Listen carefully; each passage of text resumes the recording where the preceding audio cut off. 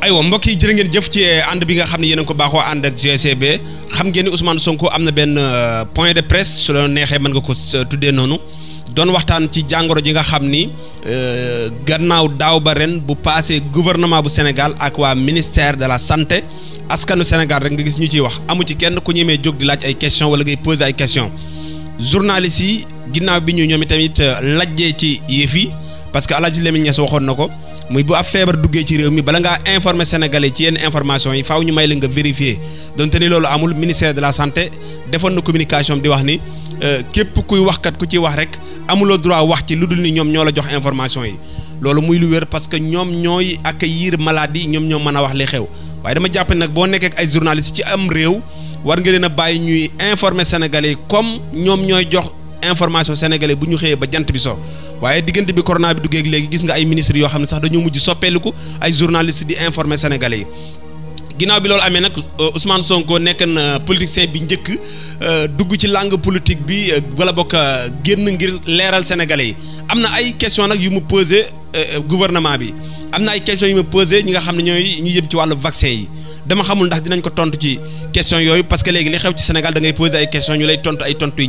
ñàkk fayda loolu daloon nañu fi ñun waa GCB gis ngeen question yi nga xam ne moom lañ doon tontu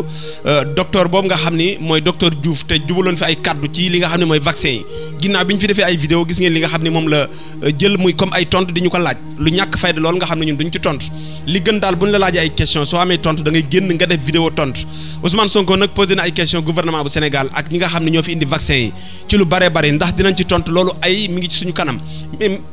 mais daal am na ay questions yu bare yoo xam ne wax na ko ak ay mbir yu bare yu mu wax ñaareel bi itamit dégg naa ni tey 20h ci kanam tuuti Bougane Gueye Dany dina def moom itamit benn déclaration ci wàllu Covid bi moom lan la bëgg a wax itamit ci mbir yi dinañ ko dégloo xëy na jombul fi ak 20h nii daal la fi demee mbokk yi képp ku ñuy déglu ci réew mi ngay wax war nga laaj ay question ñi yore feebar bi ak ñi koy informer sénégalais yi Sidy Lamine nag waxoon na ko weddi lépp feebar la waaye gëm lépp feebar la mbokk yi Ousmane Sonko ñu bàyyi ko mu nuyoog sénégalais yi. di nuyu sénégalais yi ñuy suivre jamono ji amaana sax ñu ci bëri en direct waaye di nuyu bépp sénégalais boo xam ne di nga jot ci jotaay bi moo xam léegi moo xam ci beneen jamono. dañuy wootoon ndaje bi pour waxtaan ak sénégalais yi ci li nga xam ne moo jëm ci jafe-jafe yi am ci réew mi rawatina nag jàngoro ju bon ji nga xam ne lëmbe na àdduna ñu koy wax Covid-19 fan yi yëpp nag mun naa ne sax ay semaine sénégalais yu bëri jokk nañ ñu sàkku ci ñun ñu àddu jëm ci situation réew mi loolu ñaar lay firnde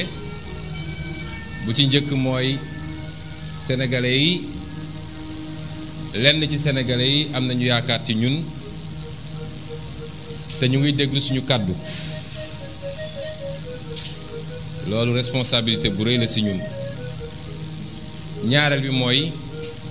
wane na ni njàqare am na mooy askan wi jaaxle na te it fi mu yaakaare woon wallu walla fu mu yaakaare woon ay tontu ci laaj yi nga xam ne moom la yor ba léegi tontu jibewu foofu kon jël nañu suñu temps parce que jàpp nañ ni mbir mu sérieux la du loo xam ne da ngay jóg rekk wax ci ndax li mu dajale walla li mu la dajale ci gëstu ak ci ay xeetu xam-xam moo bari ñun nag Sénégal dañoo baaxewoo léeg-léeg ñu ne sénégalais moom spécialiste la ci lépp moo tax ñu jël ci suñu temps nag def ci liñ ci war a def mooy waxtaan ceeg ñiñ ci war a waxtaanal ñépp lu mat ñaari semaine a ngi nii waxtaan nañoo ak docteur yi spécialité yépp nag muy infectiologue muy virologue wala nu mu tudd biologiste waaye yeneen xeetu parce que ñoom ñoo gën a féete lii waaye yeneen xeetu xam-xam yépp généraliste yeeg spécialiste santé publique yeeg ñu bëri jokkoon ak ñoom ñu nañu ak ñoom wala ñu toog ak ñoom waxtaan ceeg ñoom loolu nag mooy volet bi gënoon jafe ndax mooy volet médical volet bi nga xam ne dafa technique waaye mbir mi umpalewul leen ni dafa am nit yeneen dimension ndax mbirum koom am na ci te bëri na ci mbirum société am na ci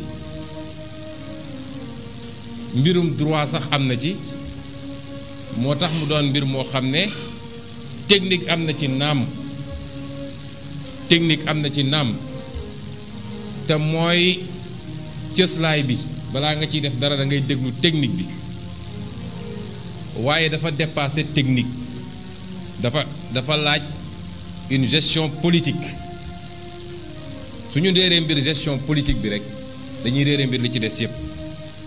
santé publique benn dimension la ci les politiques publiques boo xam ne dañ koy dénk ay autorités publiques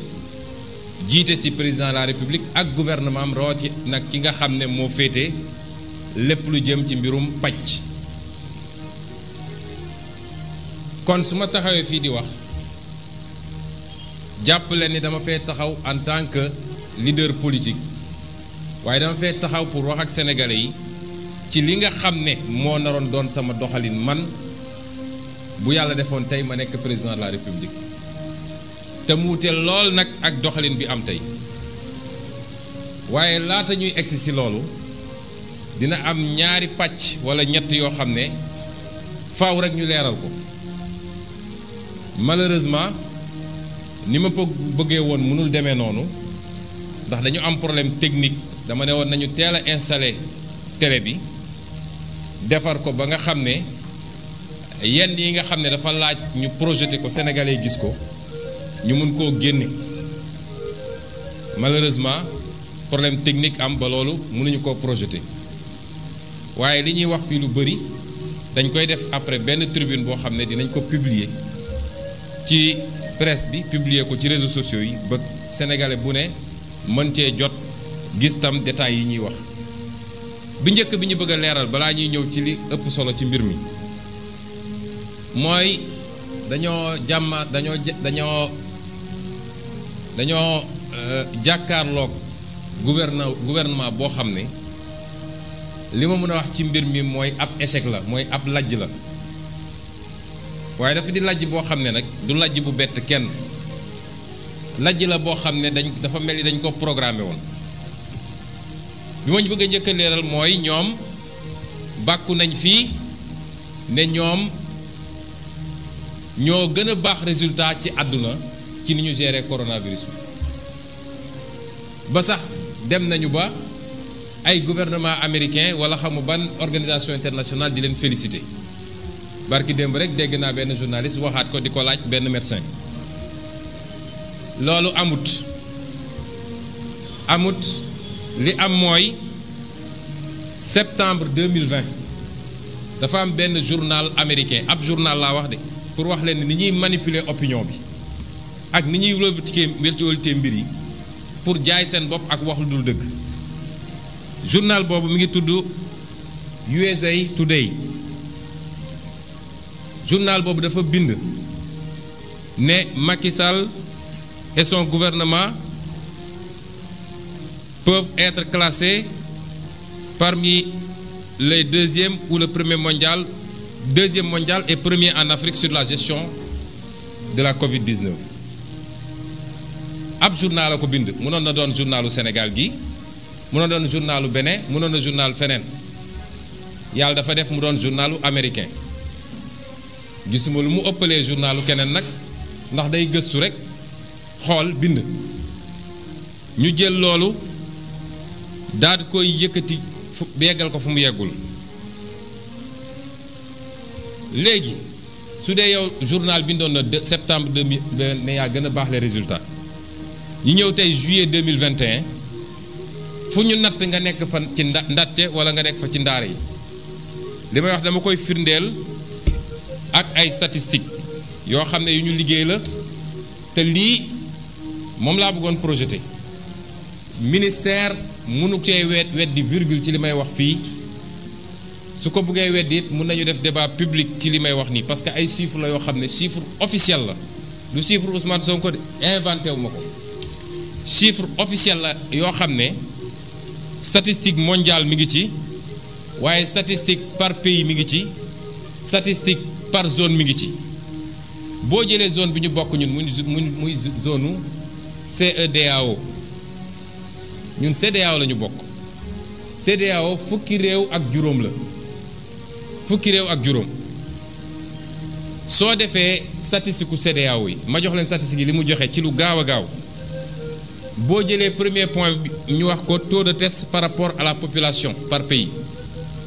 mooy soo jëlee réew mu nekk nu mu toll ñaata nit dafay dund nga natt ñaata test la ñu def pour natt jàngoro bi pour xool ku ko am ak léegi ku ko am ak ku ko ñàkk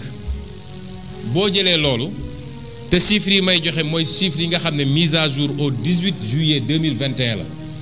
mooy ci weer wii daanaka fukki fan ak ñaar ci gannaaw soo jëlee chiffres yooyu lañ lay wax mooy Sénégal mooy 8e sur 15 8e avec un taux de test rapporté à la population de 3,54%. soo jëlee indicateur bu ñuy wax taux de cas positif par rapport au test réalisé mooy bu ñu nattee ba pare suñuy seet suñu nattee téeméeri nit ñu war a seet ñaata nit a ci am jàngoro Sénégal moo ci classé 2e c'est-à-dire ñi ëpp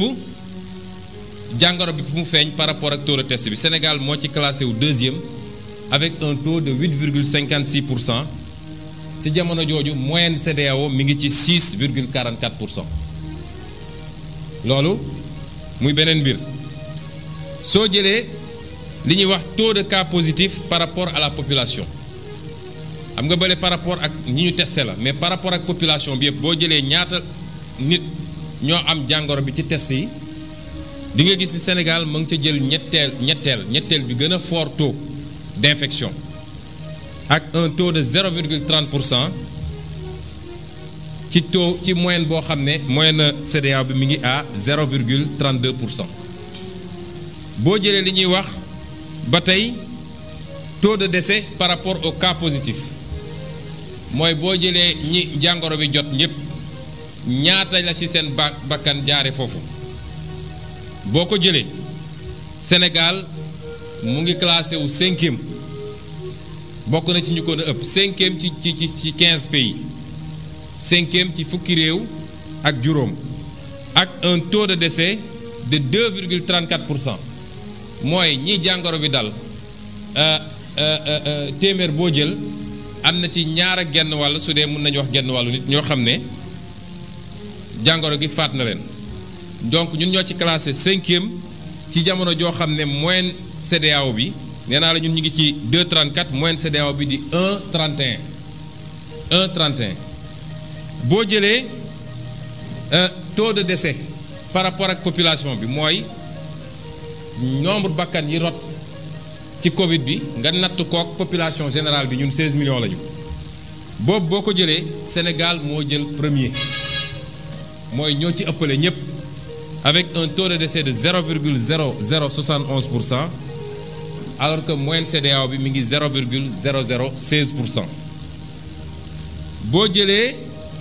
taux de cas sous traitement par rapport au cas positif mooy ñi nga xam ne bu ñu leen nattee ba pare ba gis ni ñii dal na leen ñii nga xam ne ñu ngi leen di faj par rapport ak ñi am cas positif Sénégal it 4e la ci placé wu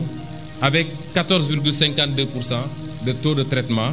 de cas sous traitement alors que moyenne bi mi ngi à 4,51%. yeneen ak yeneen parce que damay bañ statistiques yi guddal mbir mi trop mais li ma bëggoon firndeel foofu rek mooy li ñuy wax sénégalais yi amut te lii ay chiffres la yoo xam ne man binduma ko créé ma ko dinaa leen jox sites yi ngeen ko mën a jëli jee yépp muy sites yi centraliser les données au niveau mondial ak au niveau sous-régional loolu dafa bokk ci seen façon défini mooy fexe ba sëlëm Sénégalais yi ñoo fi gën a rafet ñoo fi gën a baaxle ñoo fi gën a fekk dara amu ci ñaareel bi ma bëgg a waxtaan nag jëme ci mooy jàngoro gi delsi na te am na doole li koy firndeel mooy ñaareel yi nga xam ne bëggoon naa ko exposé te malheureusement situation bi mayuñu ko su ñuy comparer les 3 étapes mun nañ ne ñu ngi ci 3e vague nag mooy mbir mi bu demee ba commencé egg benn niveau bi ñu ne am na doole trop dañuy considérer ni benn vague bu bees ñëw na ci diggante vague yi day am ay période yoo xam ne période accalmie la man jëluma vague yi mooy période pic yi waaye dama jël ay période yoo xam ne mun nañ ko natt ak ni ñu gérer crise bi première période bi mooy boo jëlee du 2 mars 2020 ñëpp fàttaliku nañ ni 2 mars 2020 la mbir mi déclenché wu fii Sénégal 2 mars 2020 ba 27 septembre 2020 ñu ngi def 181 000 dépistages 181 000 la ñu def état du Sénégal ñu gis 14 900 cas mu doon taux de positivité de 8%. Taux de positivité de 8%. loolu jox ñu am ci 308 décès période boobu ma wax leen ni 7 mois la 7 mois yooyu 308 décès lañ ci am loolu day joxe taux de létalité mooy ñi nga xam ne seen bakkan faatu na ci par rapport ak ñi mbir mi daloon day joxe taux boo xam ne 2% la 2%. ñu dellu si ci deuxième période bi nga xam ne mën nañ ne door na ci 25 mi ngi doore ci 28 septembre 2020 dem ba 26 avril bii passé période boobu boo ko jëlee juróom ñetti weer la 8 mois ñu def ci 304 000 tests li muy wane mooy presque doublé nañu niveau test yi 304 000 tests yooyu joxe 25 000 cas fële dama ne woon 14 000 cas la fii ñu ngi 25 000 cas 25 000 cas yooyu day joxe moom it taux de positivité de 8%. ñu am en moyenne 31 cas graves par jour première période bi ñu ngi amoon 30 cas graves par jour loolu joxe 796 décès mooy 796 bakkan rot na ci li ñu am ci ay statistiques yu wóor nit ñii corona bi moo leen rey parce que mbirum corona dinaa ci dellu si wax ji bëri na ci nee nañu bëri na ñoo xam ne ñu ngi ciy dee te demuñu ci hôpitaux yi mais xam nga loolu du loo mën a prouver li nga mën a prouver mooy li ñu la jox ci statistique nga xam ne ministère de la santé moo koy joxe bés bu ne la ca des njort lañ ciy mën a am parce que boo gisee yenn mandarga yi mun nga am njort bu ñu la nee it ñi ngi doon suul en moyenne nangami nit par jour waaye fan yi yokku na ba doublé na mun nga am njort ni ku dem corona bi la waaye amul kenn ku ko mën a wax avec exactitude parce que ku demul hôpital ñu dépister la kenn amul sañ-sañ ne obligatoirement lii la waaye mun nañ ci am njort loolu nag 796 cas décès yooyu dafa joxe benn taux de positivité de 3%. Donc 3% la woon fële 3% la fii it nga ñëw nag période bii ñu nekk nga xam ne ñun ñu ngi ko dooree 27 avril 2021 ba bés bii ñu nekk période bii nga xam ne dafa méngoog variant delta bi ñu ne dafa xaw a aay gaaf wala dafa xaw a gën a soxor période boobu ba bi ñuy arrêté suñuy statistique ñun ñeenti fan ci gannaaw muy le 24 juillet 150 000 tests 150 000 tests la ñu defoon 150 000 tests ci ñeenti weer donc boo ko bëggoon natt ak période bu jiitu nga xam ne 8 mois la woon da ngay multiplier 150 000 par 2 da lay jox 300 000 tests bu leen fàtte ni 300 000 tests la ñu amoon ci période boobu donc ñu ngi ci même tendance bi 300 000 tests mu joxe 16 400 cas donc li ñu ci mën a gis mooy cas yi yokku na ndax fële sur 8 mois on avait 25 000 cas bii sur 4 mois on a 16 000 cas soo ko multiplié par 2 su dee tendance bi dafa maintenir on aurait été à 32 000 cas donc cas yi yokku na ñëpp gis nañ ko loolu joxe taux de positivité de 11% kon taux de positivité bi yokku na c'est normal parce que cas yi yokku na fële 8% la woon fii 11% waaye soo jëlee statistique gouvernement bi rek nombre de cas graves yi en moyenne dafa wàññeeku parce que fële 30 cas graves la ñu doon en moyenne waaye fii ba bi ñu koy arrêté ñu ngi 13 cas graves en moyenne 13 ñu am ci 164 décès dama ne lii may wax ni c'est jusqu'au 24 juillet 2021 ñu am ci 164 décès loolu day joxe taux de décès de 1%. vague yu njëkk yi on était taux de décès benn bi 3% benn bi 2%. loolu lan lay firndeel mooy am na lu ñu doon wax dafa mel ni statistique yi wane na ko mooy benn variant delta bi moo gën a soxar ci gaaw a wàlle moo gën a contagieux bokk loolu statistique yi wane na ko parce que contagion bi moo ëpp ñaareel bi mooy dafa mel ni ci li génn ci statistique yi li mu rey moo gën a néew li amoon ci deuxième vague bi ak ci première vague bi lii ay constat la lan lañ ci mën a dégg nag lañ ci mën a dégg mooy la situation est très grave parce que benn bakkan bu rot rek c'est très grave waxuma laa nag suñu nee bés bu nekk nangami sénégalais faatu nañu te mu mën a am ay pic yoo xam ne sànq rek may ñëw laa jot statistique aujourd'hui tey jii ñu ngi à 1200 et quelques cas pour 15 décès ça veut dire que remonté na parce que ñu ngi amoon pic bi le 18 juillet 2020 la ñu amoon pic bi avec 1722 cas mais fan yi yëpp wàccoon na ba tourner autour de 600 cas tey mu yéegaat à 1200 cas ñu wax ñu 15 décès c'est vrai que nombre de tests yi day varier parce que temps yëpp ay 2000 et quelques tests lañu doon def tey 4000 tests la ñu def loolu tam am na jàngat yu ñu ci war a jël waaye ak loo ci munti dégg rek li ma bëgg a wax sénégalais yi mooy situation bi garaaw na buñ ko xeeb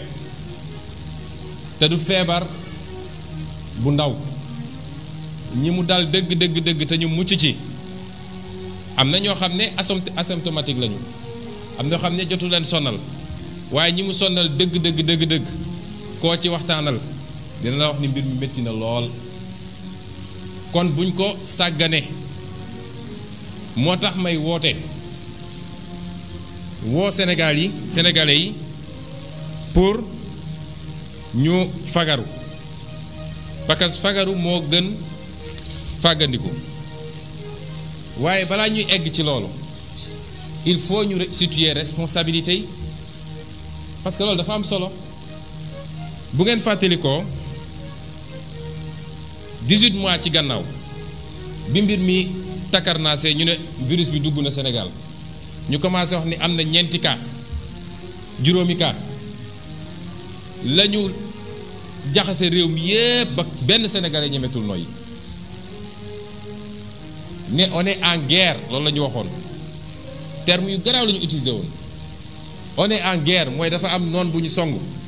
mu mel ni ku yor ay armes ay ngànnaay ay missile ak yooyu jóge bitim réew ñëw songuñu ne sénégalais yi kenn waratul nooyi ci réew mi parce que dañu nekk en guerre moom mi jiite réew mi woote ñépp jàpp ni comme sénégalais yi egg nañ foofu ci ni ñu gisee mbir mi ku demul uyu ji sax boo moytul ñu jàppee la noonu ba tax sénégalais yëpp uyu ji man mii de uyu ji woon na ñu dem uyu ji ba ñu demee man bu ma fa génnee li ma wax Sénégalais yëpp laa bëgg ma fàttali leen ko parce que dañoo gaaw a fàtte lu ñu weesu rek wees nañ ko ba ñu demee wuy ji ba génn sama baat ca kaw te defe naa xawoon naa ci wéet ci ñi fa demoon neewoon naa d'accorduma ak ni ñu bëgg a gérer mbir mi d'accorduma ak ni ñu bëgg a gérer mbir mi ba ca njëkk mooy d'accorduma ak xaalis bi ñu bëgg a génne ma jàppoon ni am na lu waroon jiitu loolu ci ay càmbar ba xam lan mooy nécessité bi ak lan mooy besoin bi ma ne woon d'accorduma ci ni ñu bëgg a séddalee xaalis boobu parce que lañ ca bëggoon yóbbu ci paj mi néew na trop ci jamono joo xam ne nee nañu problème mu faju moo am ci réew mi 72 milliards la ñu prévoiroon ne day dem ci faj mi nga jël 623 milliards ne dama koy yóbbu ci plan de résilience économique crise économique bi dafa am lu ko andi la ko andi ngay njëkk a saafaraal doog a xalaat crise économique bi parce que loolu bu saafarawul crise économique bi du fi jógee ba faw te loo fa dugal ci xaalis day neen rek man leen woon d'accorduma dolliwaat ci ne leen réew mi dañ fee tàmm njuuj njaaj ak wuruj ak randal xaalisu réew mi waaye nag kuy randal xaalisu réew mi te xam nañ ni ñoom loolu mooy seen sport national ba ñu ne nag feebar ñëw na ay nit a ngi ciy dee nga war a seet ci yàlla tuuti nag kon ma ne woon gestion transparente fukki dërëm buñ ci dugal te muy fukki dërëmu sénégalais dafa war a leer ak yeneen mooy loi yi mu bëggoon li mu bëggoon ñu jël pouvoir yépp jox ko lépp ñu jox ko te jamono dem na ba ñu gis ni li mu ci doon ut mooy ni muy préparer pour faagaagal ay adversaire ma ne woon d'accord ma ci loolu parce que yeneen réew yépp am nañu problème boobu gën ñu ko am téeméeri junni yoon réew yi mu doon rey ay milliers de personnes par jour taxul président réew yooyu ne jox leen ma tous les pouvoirs institutions yi dañoo continuer dox assemblée di dox sénat di dox présidence de la république di dox lu ñuy def dañ koy yóbbu à l'assemblée gars yi débattre ko waaye xawoon nañ ci wet ci jamono jooju loo ci gis tey benn rapport génn na ñu ngi naan fii randal nañ fii surfacturé nañ fi kii séddale na ay mbokkam kii séddale na ay agent am loolu yëpp waxoon naa ko ci lu ñu ne woon nag guerre la ñu nekk ba war a tax ñu permettre leen ñu jël 1000 milliards du caaxaan de kon loolu histoire dox na ba wane ni liñ leen waxoon yépp te xam ñi ñu yaakaaroon moo tax ñu wax ko loolu am na tey fan la 1000 milliards yi dugg dinañ ci dellu si tey jii moom ñemeetul jël responsabilité am wax ak sénégalais ci mbir mi parce que sénégalais yépp xam nañ ni moom mooy responsable mbir mi réew nag bu tollee foofu mooy ki koy jiiteetu ko soo bëggoon jot nu muy def ba am 3e mandat nu muy complété ba ren di diw nu muy complété ba lii du feeñ waaye jiiteetul réew mi amatul crédibilité boobu parce que sénégalais yi déglootuñu ko bu dee bi ñuy am ay 4K nga jël ay mesures ne couvre-feu état d'urgence loi d'habilitation 1000 milliards tey ñuy am ay milliers de cas ñemewoo génn wax ak sénégalais yi lan moo xew ci diggante bi mooy crédibilité mooy gouverner doole gouverner wul tey téeméeri sénégalais boo jël juróom-ñett fukk yi wala lu ko ëpp kaddu Macky Sall déglootuñu ko te wax nañu dëgg nag li tax ñu wax dëgg mooy nee naa moom mooy responsable bi deuxième facteur de responsabilité bi am solo mooy moom mois de mai lañ ko jox bulletin ne ko attention am na variant bu ñuy wax delta bu soxor la dugg na ci réew mi mois de mai mu waroon ci jël ay jumtukaayam waroon ci jël ay matuwaayam ba xool nu ñuy gérer cas boobu ba nu ñuy xool nu ñuy gérer nu ñuy limiter loolu ba du law ci dëkk bi waaye moom moo njëkk ci mois de mai boobu à partir de 27 mai takk ay bagaasam sol ay kaaram naan day dem defi ay tournée irresponsabilité weesuwul loolu. dégg naa ñi ñaan ñu ngi mettre pouvoir et opposition dos à dos parce que ñoom ñëpp a def activité ça c'est malhonnête parce que pouvoir opposition amul information yooyu voilà ñun du ñu recevoir bulletin yooyu du ñun ñooy jël les mesures parce que du ñun ñooy gouverner c'est comme ça que ça se passe réew yépp ci àdduna li am mooy bu menace bi baissé ba ne ci suuf dañuy ubbi réew mi ubbi stade yi ubbi discothèque yi ubbi waaye bu menace ñëwaatee dañuy tëjaat te loolu état moo koy def du opposition moo koy def du sëriñ moo koy def du association moo koy def c'est malhonnête de dire qu'on renvoie tout le monde dos à dos mais comme dañoo am de soi-disant analystes yoo xam ne dans ce pays du ñu dem jamais au fond des choses la responsabilité dafa am responsabilité boo xam ne ki jiite réew ak li ñu ko jox yépp ci ay moyens responsabilité am la de prendre les décisions par rapport ak information yi muy jot la ca des ci sénégalais yi kenn ku nekk selon ce degré d'information mun nga jël sa responsabilité individuelle ne ah comme xam naa ci lii dinaa def lii ñaareel bi nga xam ne toujours ci irresponsabilité ñi jiite réew mi ñun ñëpp xam nañ ni mars 2020 bi ñuy signalé ni mbir mi dugg si na Sénégal ba mu jat 12 lits de réanimation moo fi newoon fukki lal ak ñaar ci lu jëm ci réanimation mooy ku am jafe-jafe ba nga war a soxla ngelaw parce que sa poumon yi mënatul jouer rôle bi pour nga noyyi normalement lal yooyu nga xam ne dafay ànd ak li ñu lay solal nga noyyi Sénégal ba mu daj pour 16 millions d'habitants fukki lal ak ñaar a fi newoon loolu musiba la musiba bu garaaw a garaaw la waaye ba léegi loolu mun nañ ko jàllale parce que mun nañ ne jamono jooju Covid bi dafa bett nit ñi waaye gannaaw nag léegi xam nañ ni feebar bi ñëw na te feebar bi du fi jóge tey lan la ñu waroon def la ñu waroon def mooy xaalis bi ñu dajale ne moom pour yóbbu ko ci Covid la ñu waroon a orienté ci mbirum santé est-ce que xam ngeen ni 1000 milliards yi 112 milliards rek la ñu yóbbu ci santé presque 10%. 112 milliards 800 et quelques milliards yi des pasar nañ ko ci ay mbir yoo xam ne kenn xamul fu mu dem 112 milliards la ñu yóbbu ci santé ci jamono joo xam ne ñëpp santé la ñu soxla loolu jàpp ngeen ni lu jaadul 112 milliards ci 112 milliards yooyu tey jii nee nañu 59 ñii nee nañ 53 ñii ne 59 dégg naa sax ku ne 60 barki démb même soo jàppee ni 60 lits de réanimation la ñu am. Ça veut dire que 48 lits de réanimation rek la ñu jënd ci xaalis boobu alors que réew mi wala àdduna bi mu ngi am problème boobu loolu boo ko calculer 1 milliard 450 millions la ñu jël pour jënd ay lal alors que am nga un budget de 1000 milliards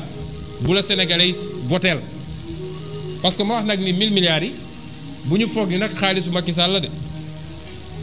xaalisu sénégalais la te 600 et quelques milliards yi dañ koo leb ça veut dire que ñun ñoo koy fay suñuy doom dañ ko fay suñuy sët nañ ko fay 600 et quelques milliards nga leb ko ci anam googu jëndoo ci ay lal jëndoo ci ay gants jëndoo ci ay blouse ak luy protéger personnel médical bi jëndoo ci ay outils de test de dépistage rapide nga xam ne fu ne waroon nañ fi mën a dépister. tey est-ce que yoon la Sénégalais dem def dépistage toog 72 heures wala lu ko ëpp te amul résultat ñu bëri def nañ dépistage balaa seen résultat génn dee nañu loolu est-ce que yoon la nga jël xaalisu réew mi dem profitoo ci parce que ñoom lekk rek seen yoon newul ci la ca des ku doon sukuraat sax ñu fekk la ngay sukuraat sa xaalis nekk sa poos ñu rocc ci xaalis bi bàyyi la foofu nga sukuraat loolu musiba la cim réew donc. loolu mooy seconde irresponsabilité bi ñetteel bi mooy ci jamono jooju moom Macky Sall parce que soo naan sa askan dama bëgg ngeen def ay sacrifice dama bëgg ngeen takk seen biir parce que mbir mi jaxasoo na yow yaa war a njëkk a joxe exemple bu baax waaye yow doo bañal sa bopp dara jamono ji situation bii nekk nga xam ne kenn noyatul moom mu jël 60 milliards dem jënd avion boo xam ne soo si voyagé tey mun nga toog 1 mois 2 mois 3 mois doo ci dugg te jamono bi mu toog yëpp yorul avion mat na 1 an et demi mi ngi doon tukki nga jël 60 milliards pour yow kese nga dem jënd avion xam ngeen 60 milliards ñaata lits de réanimation lañ ci mën a am 60 milliards mun nga ci am 2000 lits de réanimation 2000 lits de réanimation daanaka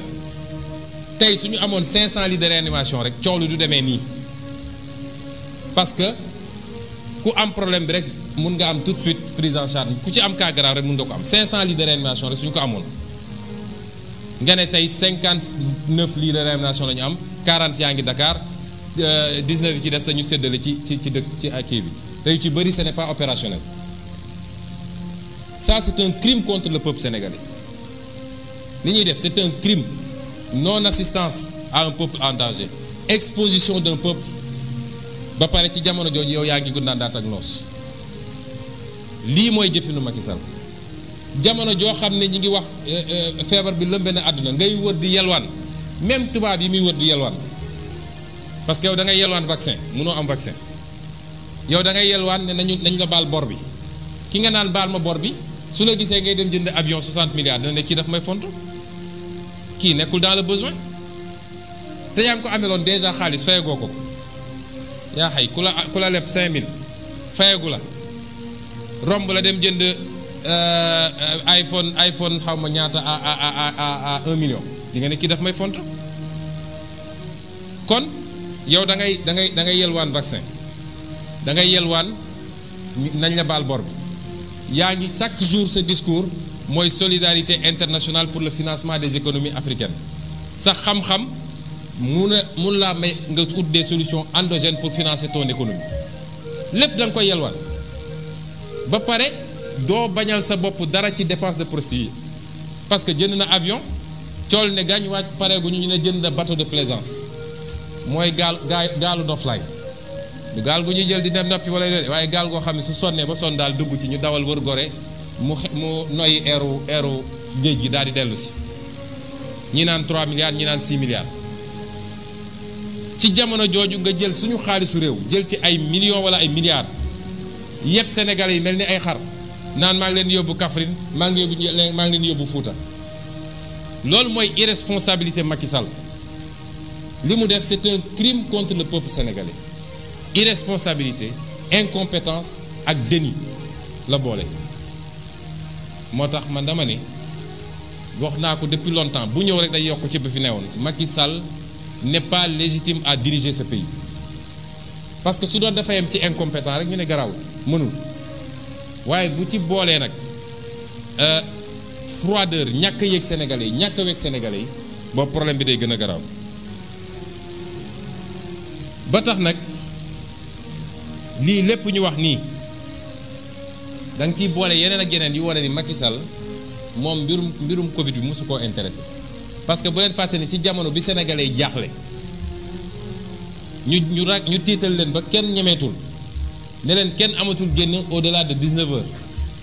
kenn amatul génn te takkoo masque te loolu yépp di woon mesure yoo xam ne lu ñu mën a dégg la tëj jàkka tëj église tëj ci jamono jooju moom mi ngi signé ay décret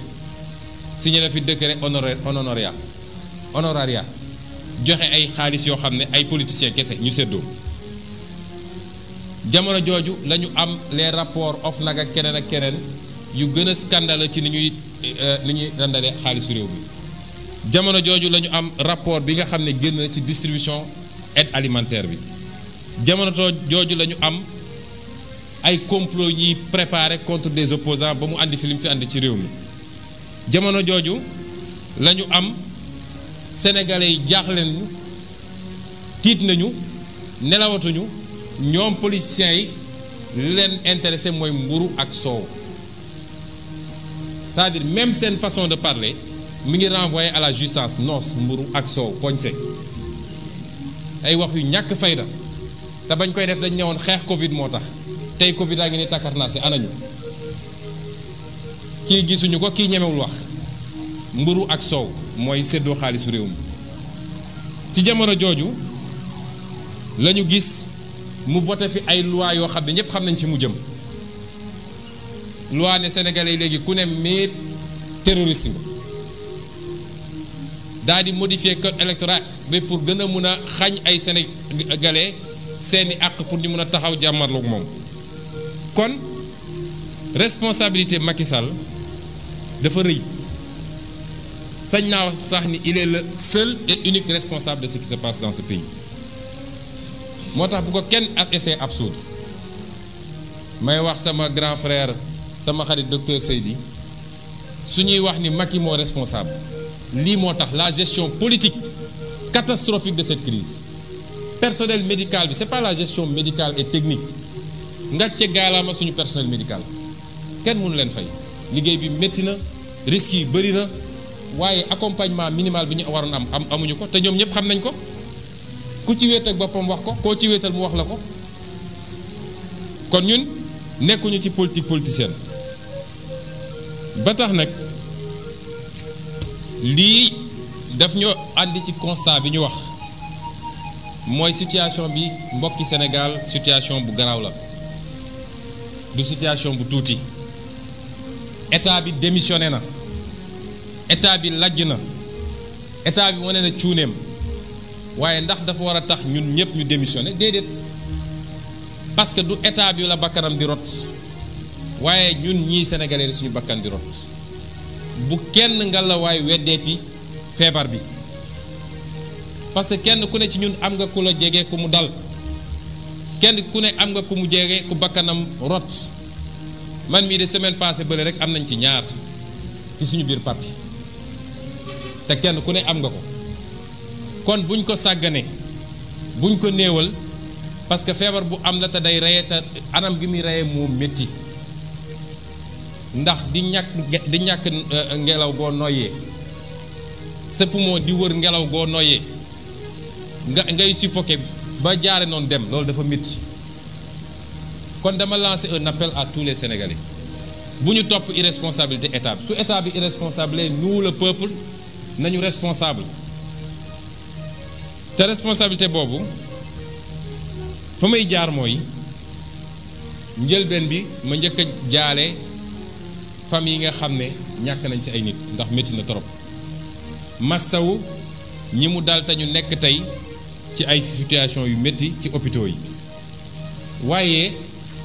du ma yem ci wax li nga xam ne mooy responsabilité Macky du ma yem ci wax lan mooy lajju nguur gi su dee mënuma cee boole ay proposition parce que dama leen wax ci njëlbéen ba ni li ma fas yéene waxtaan ak Sénégalais yi mooy tey man su doon maay président de la République naka laay gérer situation bi ñuy dund li yàqu na irresponsabilité bi ñu am ñoom tax na sacrifice yi Sénégalais yi defoon yépp fi mu ne nii nen na parce que dañu defoon sacrifice ñu tëj nit ñi laaj ñu suñu xaalis ak yeneen personnel médical bi lu ne mu daj ko ci ba ñu dem ba doon am ay 1 cas 0 cas yu demee noonu loolu yëpp tey nañu jàpp ni nërmelu na kon lan moo ci des la may wax ci samay proposition mooy ci li ñuy wax en amont mooy ci njëlbeen ba dama gëm ni confinement waratul am Sénégal confinement du solution bi li tax du solution bi mooy benn boroom xam-xam yépp nee nañu ci réew yu mel ni suñuy réew confinement bi mënul am résultat parce que kër yoo xam ne boo fa demee di nga fa fekk juróomi nit fukki nit ak juróom kër googu ci boppam mën na doon li ñuy wax cluster mooy moom ci boppam mën na doon foyer boo xam ne fa la feebar bi di développer ñaareel bi mooy mënatuñu génne ñoom fonds Covid 19 ba naan dañuy joxe ay kit alimentaire amatuñu ko pasar nañu xaalis bi te leb naa leb ba kenn bëggatu ko lebal dernier euro bon bi mu dem lebi dafa plafonné léegi capacité am te àdduna bi nag ne Sénégal di xam ni réew boo xool tey moo la gën a soxla boppam ndax ñoom ñëpp ñi ngi xeex ak feebar bi di génne ay milliards d'euros ou de dollars pour jënd vaccin bi di def di jàkkaarloo crise économique boole kook ay catastrophe naturelle ka barki démb rek Allemagne bi glissement de terrain yi amee nee nañu il faut 5 milliards d'euros pour Allemagne reconstruire kër yi fa yàqu kon réew yooyu tey tal nañu leneen lu dul di jox ay nit xaalis ñuy jëndi avion te lii bokk na ci jàngat yi ñu ci war a am mooy lajj gi ñu lajj ci wàllu économie parce que ci wàllu économie soo mënul créer li ñuy wax économie endogène mooy fexe ba li ëpp ci li ngay soxla nga produire ko sa réew su choc exogène ñëwee mooy su problème amee ci àdduna comme yow da ngay jéggaani lépp yow yaa koy gën a yëg ñeneen ñi tey Sénégal 80% li ñuy consommer dañ koy jéggaani 63% notre économie secteur tertiaire la secteur tertiaire du moom mooy supporter choc endogène exogène c'est-à-dire secteur tertiaire mooy téléphonie Sonatel Expresso et cetera wala banque yeeg assurance yi wala yu demee noonu loolu du mooy supporter choc exogène nga am mbay mu dëgër am càmm gu dëgër am napp bu dëgër am artisanat bu dëgër am ay industrie yuy transformé loolu moo lay permettre nga supporter choc yooyu te loolu dañ koo lajj Sénégal ba nga xam ne tey welwaan rek la ñu mën a def ñetteel bi tax mënuñoo confiner waat nit ñi mooy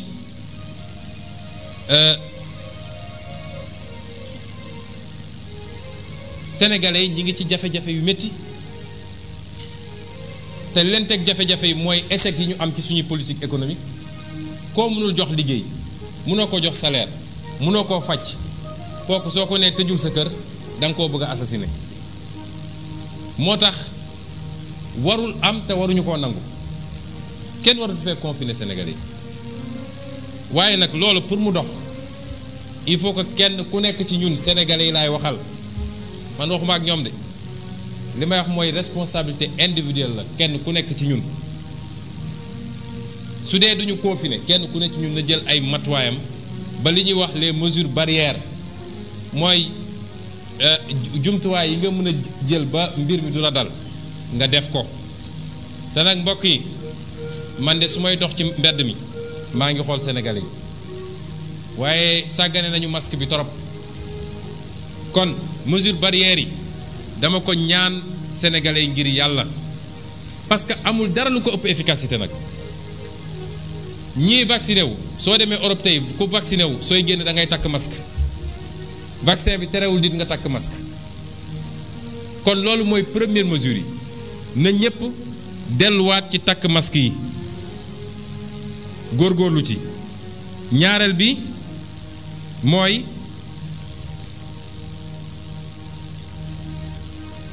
li nga xam ne mooy distance yi ñu war a am suñu diggante nañ ci gën a góorgóorlu it ñetteel bi mooy ndaje bu dul ndaje bu obligatoire nañ ko moytu ndaje bu dul ndaje bu obligatoire nañ ko moytu su ma nee obligatoire mooy ndaje bu dul farata nañ ko moytu farata nag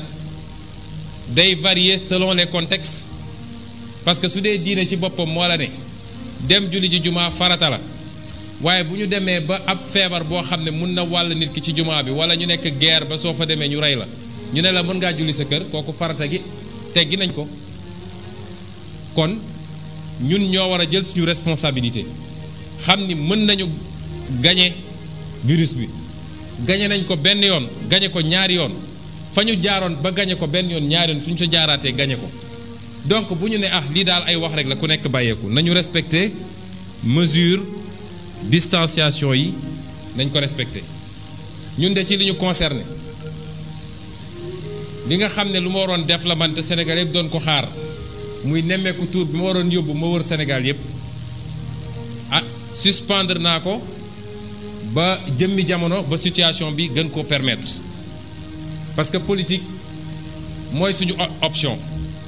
waaye dafa am jamono joo ko mën a def ak jamono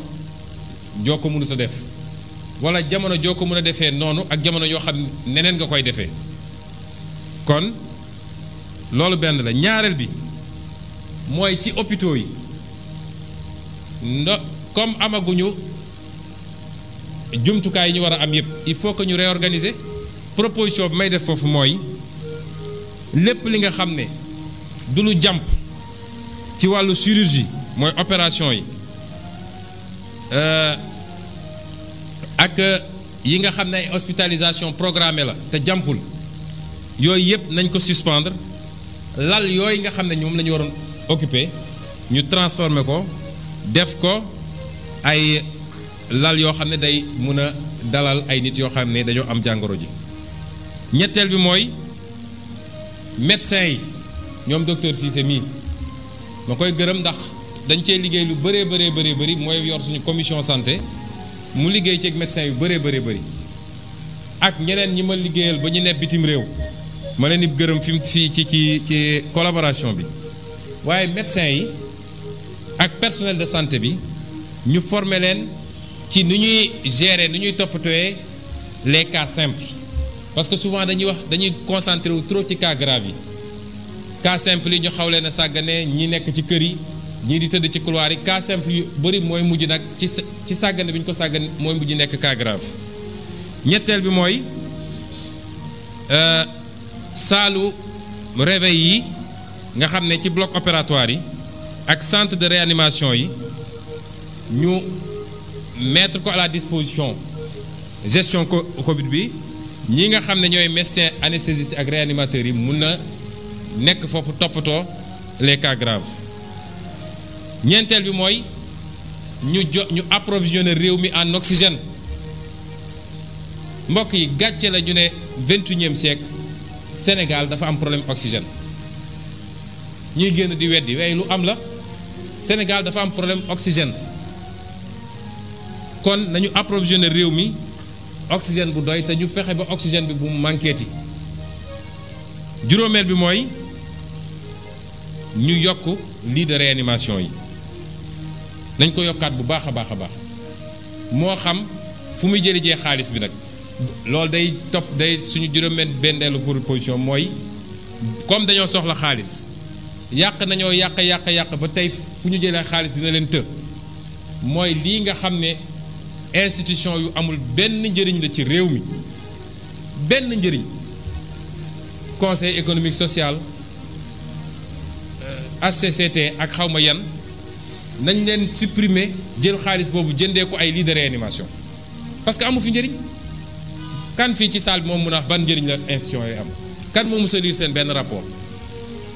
kan amu fi njëriñ. juróom-benneel bi mooy ñu gën a développer test rapide yi fexe ba mu accessible parce que du yoon ab sénégalais yéeg dara ci yaramam njort ni lii la nga dem def test te xam nañ ni variant bi dafay développer rapidement ci dernier jour yi ñu naan la xaaral ñetti fan ñeenti fan juróomi fan pour nga jot résultat test bi loolu du yoon. ñaareel bi mooy masque yi ñuy takk. foo romb ci mbedd mi gis ay masque ma ci interpeller nguur gi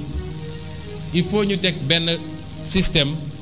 de collecte et de recyclage de ces masques parce que masques yi li gaa yi xamul mooy c'est pas biodégradable mooy du gaaw a yàqu ci suuf si masque boo ci gis il faut 400 ans pour mu dégrader wu moom ak mbuus yee yem parce que matière bi ci nekk la comme am na tey ay société ay entreprises yoo xam ne loolu la ñuy liggéey il faut que ñu def benn système bu ñuy collecter masques yooyu pour gérer notre environnement parce que dafa am solo loolu yëpp tam ñu boole ci su dee njort nañu ni bëri na am ñoo xam ne ñi ngi ñàkk seen bakkan ci biir kër yi te demuñu hôpital ñuy laam-laamee na moom la wala du moom parce que ki nga xam ne dafa dem def test ñu ne ko corona la mu dem hôpital ñu faj ko sottiwul mu jaar fa faatu kooku dafa am benn protocole sanitaire bu ñuy def service d'hygiène ñu désinfecté corps bi et cetera doo ko dem yéet ay mbokkam waaye ki dee ci kër ga te xamuñu ndax moom la wala déet te nee nañu virus bi ki nga xam ne ñàkk na bakkanam ba pare ci yaramam la gën a am doole que ki nga xam ne mu ngi dund kon su dee loolu am na bu dee am na ñoo xam ne mbir maa ngi leen rey seen kër te ñu nekk en contact ak seen waa kër nekk en contact ak ñi leen di suuli ñi leen di sang kon ñaata nit la virus bi mun a contacter kon tous les cas suspects dañu war a def prélèvement ak analyse balaa ñu koy yóbbu naan dañuy suuli su ko mënul nekk nañ def protocole sanitaire obligatoire man de dem naa keroog ci benn dëj waaye bi ma gisee ñu teg kees bi nit ñi génne dugal suul te ñu ngi doon laam-laame naan moom la wala du moom sama xel tey na te loolu tam dañ ci war a jël ay matuwaay mu des nag fi may daanele la jëm ci ñàqu bi muy vaccin bi faaw ñu wax ci ndax it ñu bëri woon nañ ma ne waaw bul wax ci vaccin bi c'est sensible homme politique lu xew ci réew mi te war a concerner waa réew mi yépp danga cee war a gëstu càmbar ko waxtaan ceeg ñi ngi ci war a waxtaanal boole kook leneen ak leneen li nga yor boo dajalee loolu yépp da nga war a am position wax ak nit ñi parce que ay nit a ngi lay déglu te nit na la déglu fu mu dégluwul keneen koo xam ne peut-être loolu moo la ci ëpp xam-xam li ma ciy njëkk a wax ci vaccin bi mooy jàngat gi ñu war a njëkk am ñun africain ci lii mooy tappale yorul am réew seetlu leen ni àdduna bi yépp continent yépp produit nañ vaccin ba mu des Afrique Asie produit na vaccin ndax Chine am na vaccin Inde am na vaccin Europe produire na ay vaccin Amérique produire na ay vaccin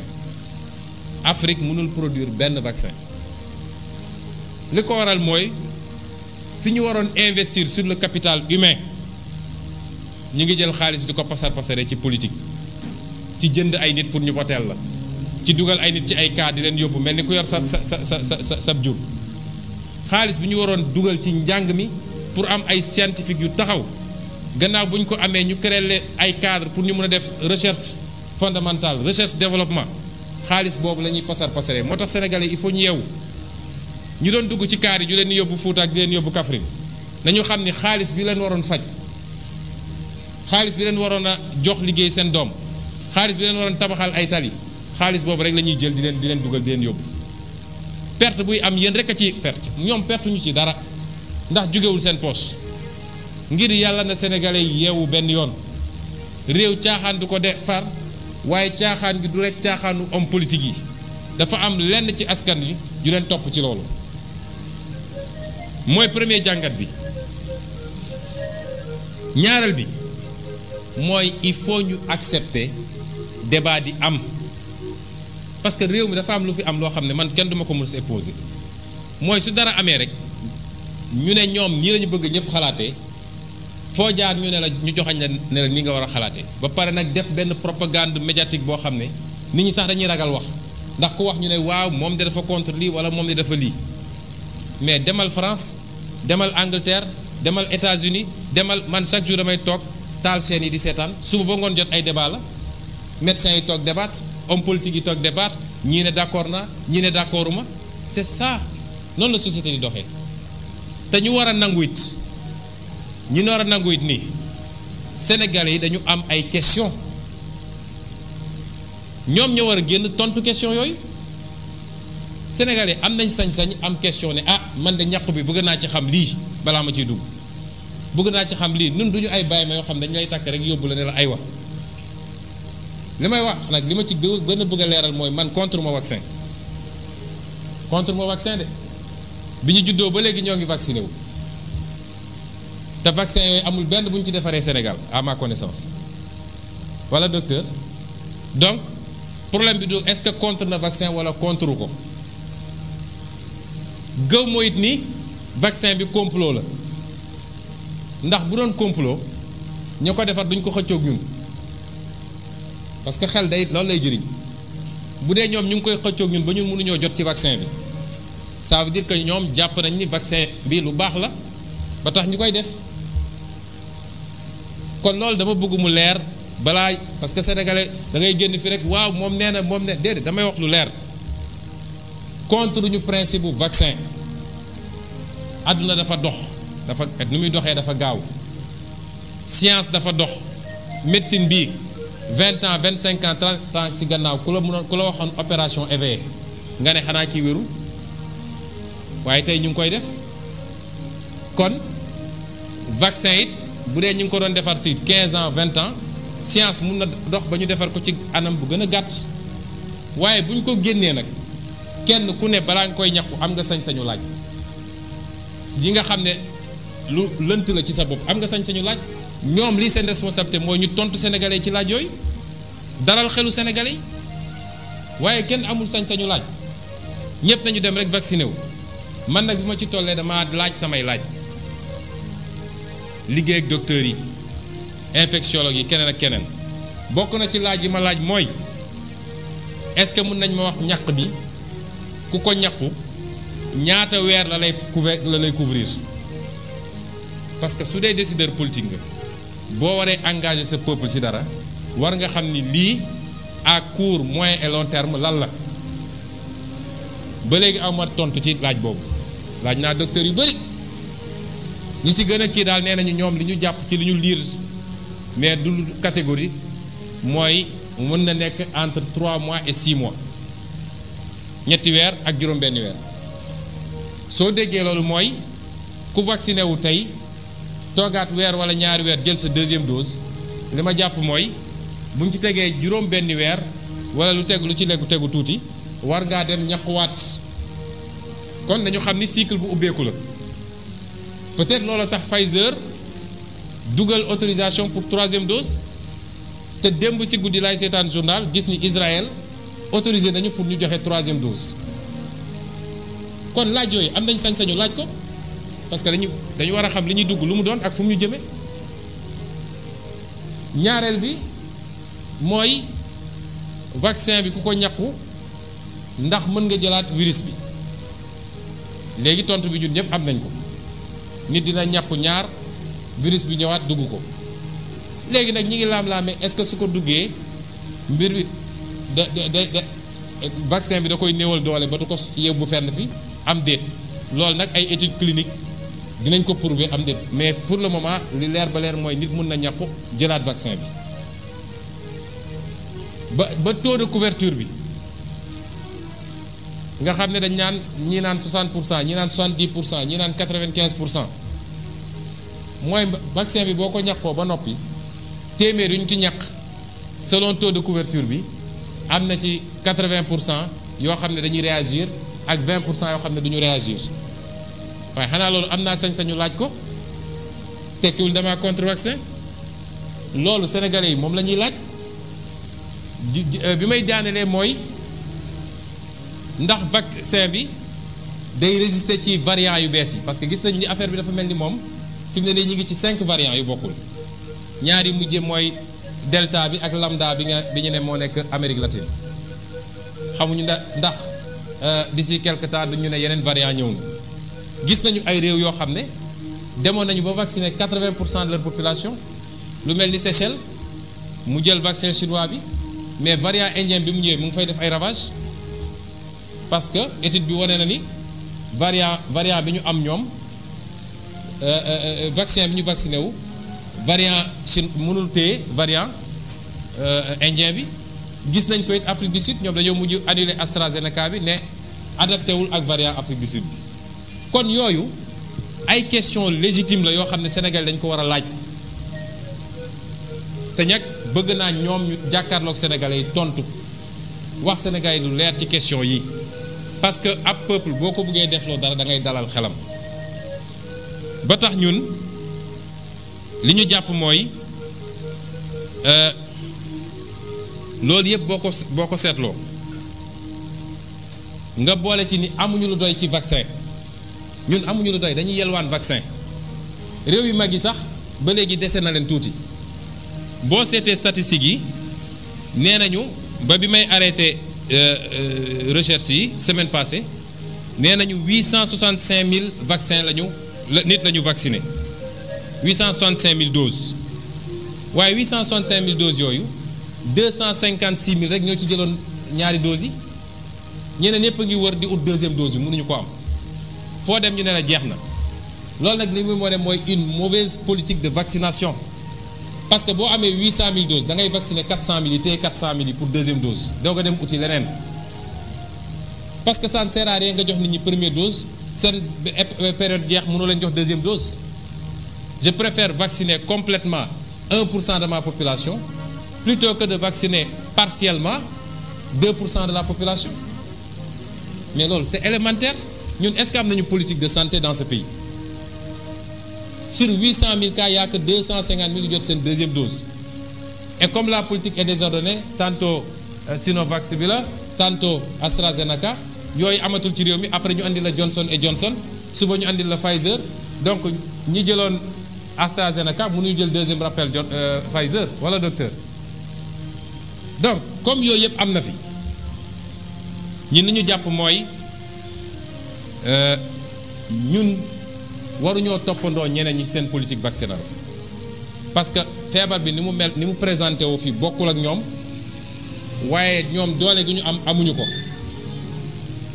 moo tax ñaar yi dinaa ko wax parce que waruñoo forcer nit ñi vaccin bi waruñu forcer benn sénégalais vaccin bi ni ñuy forcer vaccin bi nag ñaari anam la mun nañ ko forcer indirectement mooy li ñuy wax passe sanitaire mooy dañ naan ku mu neex nga vacciné wu ku mu neex du vacciné waaye ku vacciné wul dootoo dugg ci car ku vacciné wul dootoo dugg ci restaurant ku vacciné wul dootoo dugg ci bureau administration ku vacciné wul dootoo dugg ci jàkka xam nga loolu mooy forcé di nga vacciné wu ñaareel bi mooy ñu ne nag léegi c'est obligatoire ku vacciné wul sax dinañ la tëj kaso dinañ la condamné wala di nga fay ay amende loolu warul am Sénégal waruñu koo nangu d'ailleurs mënuñu ko ndax ku amul vaccin mënoo ko def kenn. ñaareel bi mooy comme vaccin bi lañ ci am dafa néew nañ ko jagleel dans un premier temps li ñuy wax les personnes vulnérables mooy mag ñi am 65 ans jëm kaw ñooñu nañ leen jagleel vaccin bi en priorité ñooñu pareeguloo leen vacciner nga ne léegi 18 ans yi ngay ciblé lan c'est quoi le projet finalement. ndax dégg ngeen ministre de la santé keroog bi mu demee di jëli vaccin Johnson & Johnson bi nee na affaire bi dañ koy ubbi aux 18 ans yow mag ñi vacciné gu leen te ñoom ñëpp wane nañ ni 99% taux de mortalité bi ci mag ñi la ñi mu mën a rey ci ndaw ñi li ci ëpp 99% yi mooy ñi nga xam ne dañoo amoon yeneen jàngoro yu métti lu mel ni diabète yooyu ñuy pikiiru wala obésité yu ëpp yi wala donc balaa ngay xool ndaw ñi na nga njëkk a vacciner mag ñi sécuriser leen parce que xale yi ils sont immunisés à 99% wala plus loolu xel war na ko mën a nangu lii mooy yi nga xam ne lu ñuy yedd nit ñi la waaye di daaneel ci insister waat une fois insister ci ndaw ñi ngir yàlla nañu takk max yi nañu jël les mesures barrières parce que même suñu vacciner mag ñi ak ndaw ñi nga xam ne dañoo am facteur de comorbidité mooy dañu am yeneen jàngoro suñu leen ñàkkoon ba noppi te nit ñi nag jëluñu mesure barrière ba di dugalaat mbir mi ci kër yi même avec le vaccin mag ñi mun nañ ko jëlaat te ku ci amoon yeneen jàngoro mun na la faat kon nañu gën a góorgóorlu ci yooyu lii mooy li ñu bëggoon waxtaan ak yéen mbokk yi ñu ngi leen di gërëm di leen sant te di leen wax ni waxtaan bi ci olof rek laa ko fas yéene woon def ndax léeg-léeg boo bëggee def ci wolof def ci français dina gudd te jàpp nañ ni suñu waxee ci wolof ñi ci war a jot ñëpp nañ ci jot ñu ngi leen di gërëm di leen sant asalaamaaleykum